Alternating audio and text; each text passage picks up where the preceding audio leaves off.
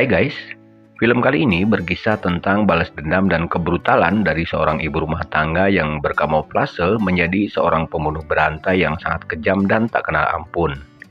Itu terjadi karena dia ingin membalas dendam kepada segerombolan mafia pengedar narkoba yang telah membunuh anak dan juga suaminya.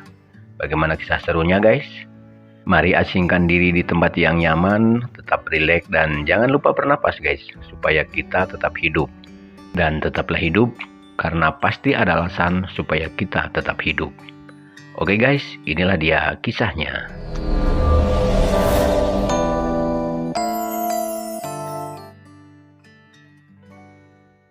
Terlihat seorang wanita dengan luka di kakinya. Dia sedang berjalan tertatih di sebuah lingkungan kumuh guys.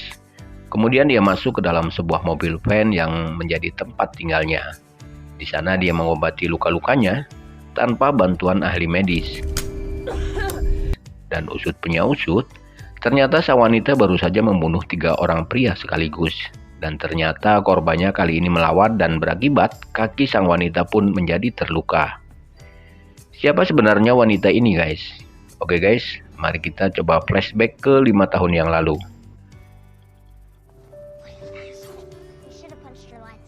Wanita itu bernama Riley. Dulu dia adalah seorang ibu rumah tangga yang sangat lemah lembut, penyayang keluarga, rajin menabung, dan juga tidak sombong. Dan seperti ibu rumah tangga pada umumnya, suatu hari Riley mengajak anaknya berlanja untuk keperluan pesta ulang tahun putri sematawayangnya yang bernama Carly. Di tempat berbeda, Chris sang suami Riley adalah seorang pekerja di sebuah retail, dan sebelum pulang Riley dan putrinya mampir ke tempat kerja Chris dan berpesan kepada Chris agar pulang lebih awal karena di rumah akan ada pesta ulang tahun bersama teman-teman putrinya. Riley meminta agar Chris mempersiapkan segala sesuatunya karena Riley masih ada jadwal arisan sama ibu-ibu komplek. Namun begitu di lokasi arisan, Pak RT mengatakan bahwa arisan ditunda dulu karena sedang ada wabah rorombehen atau kutu air yang menular. Sementara itu di tempat kerja, Chris kedatangan tamu tak diundang yang bernama Mickey. Namun bukan diajak ngopi atau jajan sorabi, kali ini Mickey mengajak Chris untuk iseng-iseng merampok bandar narkoba yang akan melakukan transaksi.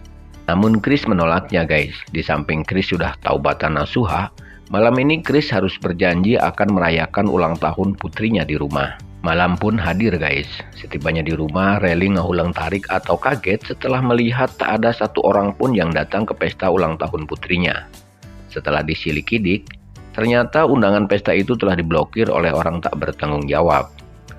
Karena tak mau terlihat putrinya bersedih, akhirnya mereka memutuskan untuk pergi ke sebuah karnaval untuk bermain dan membeli es krim rasa peppermint kesukaan putrinya.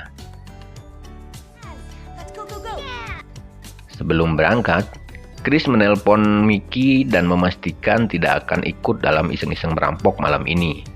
Dan kemudian mereka pun OTW. Namun tanpa disadari, di seberang jalan ada seseorang yang sedang mengawasi mereka.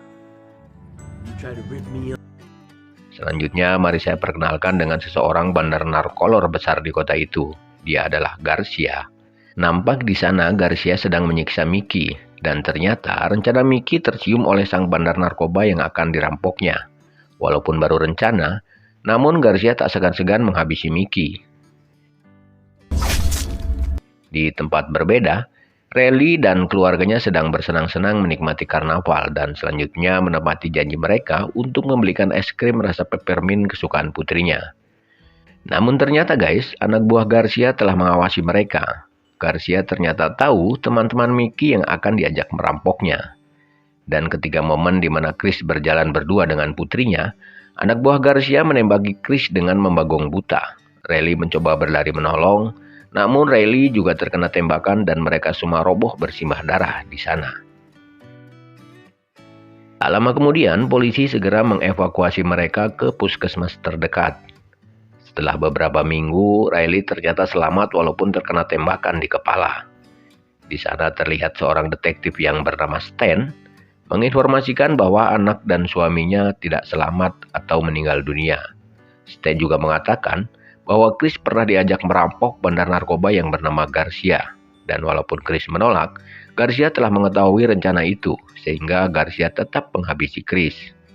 Sebelum Stan beranjak pergi, Riley mengatakan, "Aku melihat pelakunya dengan jelas dan siap bersaksi di persidangan." Kemudian Riley pun dibawa ke kantor polisi untuk melihat siapa pelaku penembakan itu. Riley ingat dengan pasti guys siapa pelakunya dan Riley pun menunjuk para pelakunya. Selanjutnya saya perkenalkan seorang detektif senior yang bernama Moses. Terlihat dia sedang ngobrol dengan Stan di sebuah taman kota. Moses memperlihatkan rencana detektif yang telah dibunuh oleh Garcia hanya karena berniat menyelidikinya saja, yang berarti ada mata-mata orang dalam di kepolisian.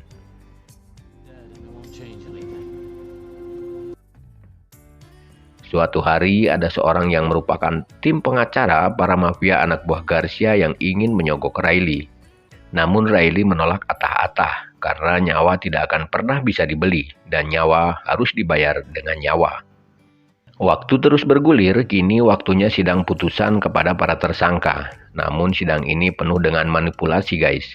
Pengacara tersangka menyebutkan bahwa pengakuan dan kesaksian Riley sangat bias dan tidak kuat. Itu karena Riley pasti terganggu ingatannya karena luka tembak di kepala. Dan bukannya mendapat pembelaan dari hakim keturunan Firaun ini malah memutuskan bahwa tersangka tidak bersalah dan bebas dari segala tuntutan. Hati Riley hancur, jiwana meronta, emosinya meluap-luap. Riley langsung mengamuk bak kesurupan untuk menuntut keadilan. Namun polisi malah melumpuhkan Riley dengan cara disengat dengan tongkat listrik. Riley pun semaput alias pingsan guys. Di saat akan dibawa ke puskesmas, Riley tersadar dan langsung memukul Stan dengan tabung oksigen. Dan Riley memutuskan untuk kabur guys. Baiklah guys, kisah pun kembali ke hari ini. Terlihat detektif Moses dan juga Stan sedang ada di TKP karena ada pembunuhan dan mayatnya digantung di sebuah taman karnaval. Dan setelah diselidikin, ternyata mayat-mayat itu adalah 3 tersangka penembakan terhadap keluarga Riley 5 tahun yang lalu. Di markas terlihat seorang detektif wanita yang bernama Lisa sedang menyelidiki kasus ini guys. Dia dibantu oleh asistennya yang bernama Lee. Kali ini Lee menemukan sebuah barang bukti yaitu video pencurian senjata yang dilakukan oleh seorang wanita. Dan wanita itu adalah Riley.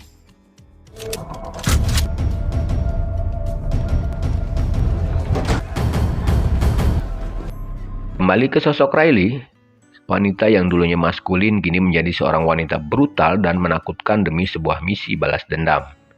Setelah mengobati lukanya, Riley kembali akan beraksi. Senjata pun dia siapkan dan dia akan melakukan rencana berikutnya. Targetnya kali ini adalah sang hakim koplok yang dulu disuap oleh Garcia. Setelah menutup mulutnya, tangan sang hakim yang dulunya suka sembarangan ketok palu itu pun dipakunya di meja. Sementara detonator dan bom sudah terhidang di depan dan siap untuk disantap. Riley pun berlalu dan setelah jarak dianggap aman, Riley pun meledakkan bom yang telah tersaji di meja. Dan akhirnya bom itu sukses dinikmati oleh sang hakim. Peristiwa itu pun langsung sampai ke telinga Stan, di mana hakim yang dulu mengadili kasus Riley kini telah menjadi barbeque akibat ledakan di rumahnya.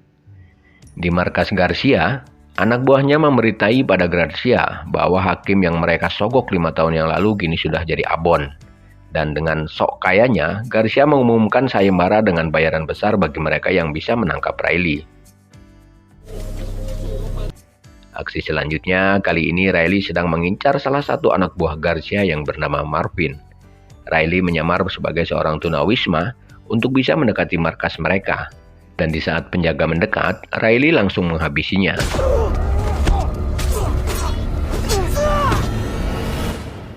Riley langsung masuk untuk mengobrak-abrik tempat itu guys, yang ternyata adalah tempat pencucian uang milik Garcia. Adu skill pun terjadi guys.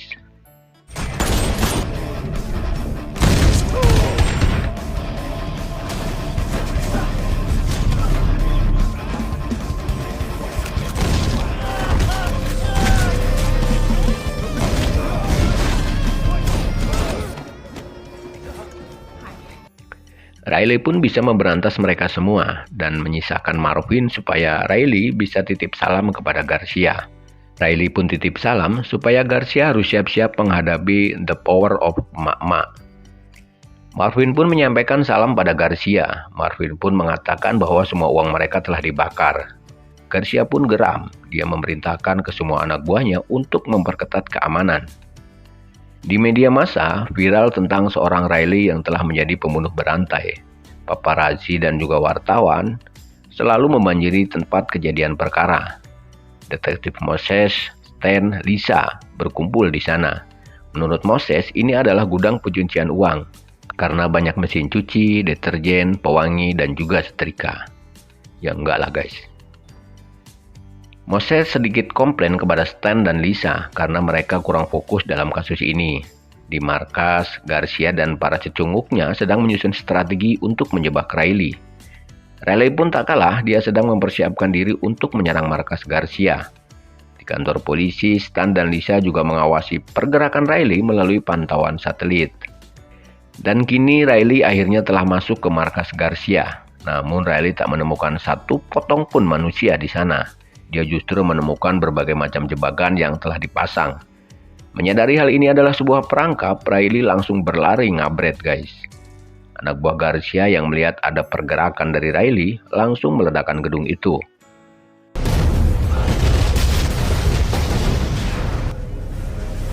Informasi adanya ledakan gedung itu pun segera sampai ke markas kepolisian. Lisa segera bergegas pergi setelah mendengar kabar itu. Sementara itu Stan berkomunikasi dengan Moses. Setelah ledakan di gudang Garcia, ternyata Riley masih selamat guys. Itulah enaknya jadi pemeran utama. Apapun kondisinya, pasti akan selalu selamat karena kisah belum tamat.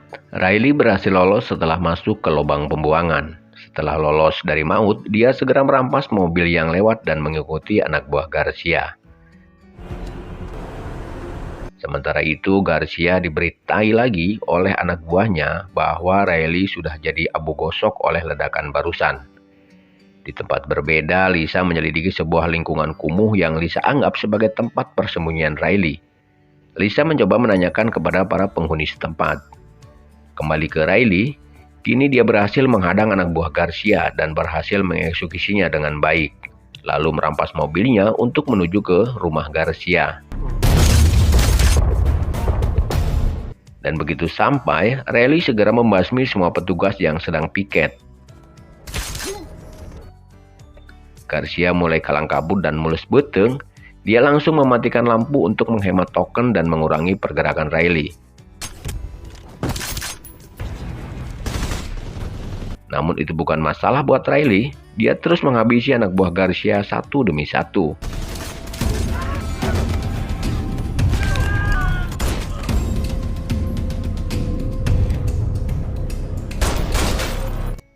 Dan kini Riley telah berhadapan dengan Garcia dan siap akan menembaknya. Namun tiba-tiba guys, muncul Putri Garcia yang mirip dengan Putri Riley. Riley pun jadi ngehuleng dan tidak fokus. Dan kesempatan itu dimanfaatkan Garcia untuk melukai Riley dan kabur dari sana. Riley pun segera bergegas karena polisi sudah ngabrul berdatangan. Di lokasi kejadian, Stan memberitahu Moses bahwa ini bukan rumah pribadi, tapi rumah inventaris sebuah perusahaan. Namun Moses tidak percaya dan menanyakan ini ke agen yang lain. Sang agen mengatakan bahwa Stan sudah lama tahu bahwa ini adalah rumah Garcia. Moses pun mulai mencurigai Stan yang memberi keterangan pelintat-pelintut jika kentut guys. Setelah dari TKP, Stan menuju ke lokasi Lisa. Di sana Lisa telah menemukan semua peralatan Riley. Lisa mengatakan kepada Stan bahwa Lisa akan menangkap Riley dan juga Garcia. Dan Lisa pun akan menangkap pengkhianat orang dalam yang bekerja sama dengan Garcia. Karena Lisa sudah tahu banyak tentang semua ini, Stan pun langsung menembak Lisa. Lisa pun tewas di lokasi guys. Dan ternyata benar, petugas songong dan culas itu adalah Stan. Manusia bertampang pahlawan tapi berhati iblis, korup, tak pernah memikirkan penderitaan rakyat kecil, serakah, tamak, rakus, dan berjiwa dajjal. Maaf guys, emosi saya. Setelah membunuh Lisa, Stan kembali memeritai Garcia bahwa Stan sudah menemukan markas Riley, lalu Garcia dan semua pasukannya menuju lokasi di area kumuh tempat persembunyian Riley. Setelah sampai, mereka segera berpencar untuk mencari dan membunuh Riley. Sementara itu Riley sedang tertatih setengah mati untuk bisa bertahan. Dia pun sempat tak sadarkan diri guys. Namun tiba-tiba seperti ada bisikan dari arwah putrinya bahwa dia harus bangun dan harus kuat. Riley langsung tersadar dan kembali semangat laksana mendapat informasi pinjaman bank emoknya telah cair. Setelah sampai di lokasi, Riley segera bersembunyi. Riley sadar bahwa sudah banyak tamu yang perlu dijamu di sana. Riley pun mulai menyusun strategi. Satu persatu anak buah Garcia dijamu. Yang pertama Riley hidangkan adalah sebuah lemari besi yang dijatuhkan ke salah satu kepala anak buah Garcia.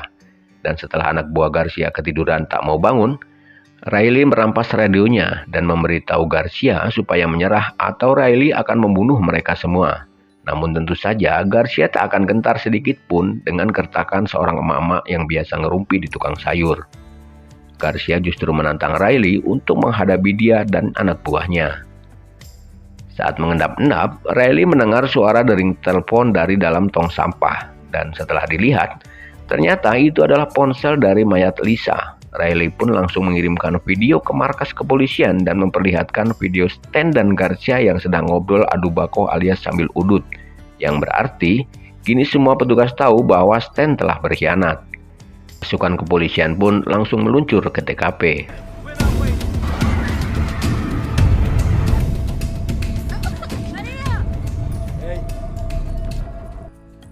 Di TKP terlihat Garcia menyandra seorang bocil untuk memaksa Riley keluar. Karena Riley sangat peduli dengan sang anak, maka Riley memilih keluar tanpa senjatanya.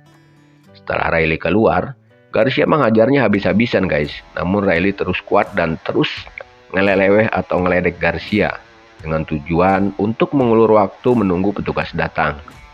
Dan di saat nyawa Riley tinggal 15% dan lowbat, polisi datang guys. Garcia menyangka bahwa Stan yang berkhianat sehingga Stan pun dibunuh oleh Garcia.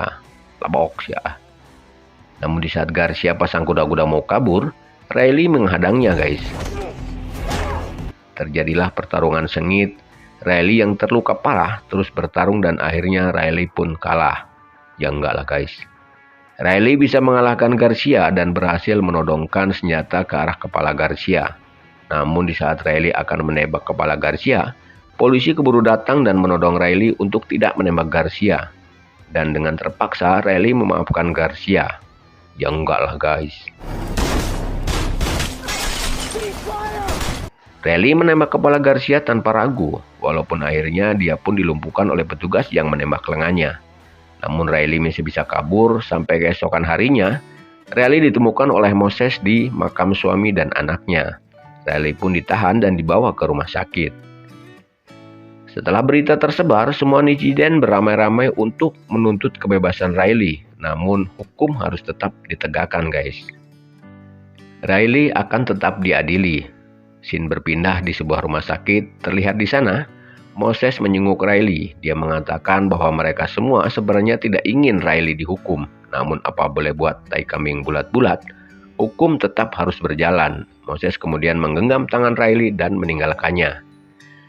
Namun ternyata guys, genggaman tangan Moses adalah genggaman penuh arti, di mana Moses sebenarnya memberikan kunci borgol untuk Riley.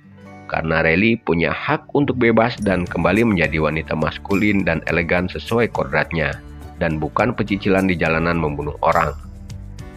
Dan kisah ini pun berakhir guys.